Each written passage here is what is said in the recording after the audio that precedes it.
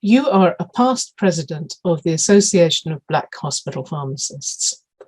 And so my question is, why have a Black Hospital Pharmacists Association? I've gotten that question a number of times. In fact, when we've done exhibits at the ASHP meeting, we have quite a few people from the UK come to my table and ask the same question. What is this and why do you have this? It really has a historical significance. The question comes up, and it came up just last year, actually during Black History Month in this country, where we recognize Black history in this country. A young lady called me from a university to ask me, she asked me a very pointed question. She says, did the American Pharmacists Association exclude Black people from being members? And I told her, let me answer it this way, because this is why ABHP started too. I have searched for that answer for years, and I could not find any policy recommendation, policy statements on exclusion of members. Okay, so I have to say, no, they did not have a policy that excluded members. But what they did do is that the country itself was under what we called, it was a term called Jim Crow laws. Those laws went into effect right after slavery and stayed in effect in the South up until 1965. I actually grew up in it. I grew up in the Jim Crow laws. And so my perspective largely comes from being in an environment where we just couldn't, we had to follow certain rules or you may be killed if you weren't. That was part of how it got started. It got started from that. So even up until the 70s, when this ABHP started in 1978, even in 1978, you could attend APHA meetings or ASHP meetings, but there was no members that were in any elected positions, no committee members, things of that sort.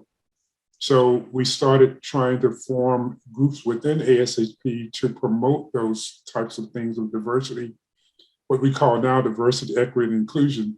And nobody thinks ABHP had anything to do with that, but they certainly did. Thank you. That really puts it into perspective. What is ABHP's mission now?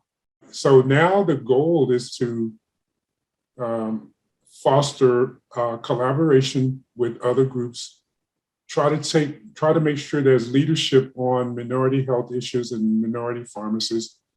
We want to educate to make people aware of some of the minority health issues. We want to advocate for those patients that we think are underserved and uninsured, and we want to promote research in those areas to basically help in trying to reduce health disparities. So that's kind of our mission to this day.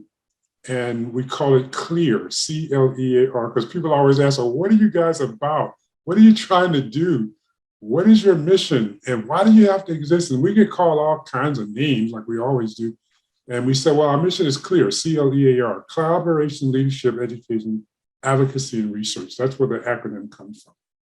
And my last question, what will your next steps be? Well, I want to continue to work with underserved populations. So until I get to that point of retiring, which it may come up sooner than I think, but I like working at the university in this role of working with the underserved population.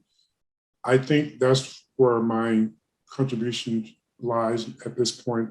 I feel very passionate about it now. I want to continue to focus on highlighting the history of African-American pharmacists. So I'm working on a second book that I don't know, I hope I can get it done this year, but I'm not really sure. Dr. Clark, thank you very much for describing your work and sharing your insights with us today.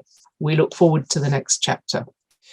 For more information about Dr. Clark's work, please visit our website using the link in the description, and be sure to subscribe for more news, videos, and journals. For updates straight to your inbox, please click on the link below. And as always, thanks for watching.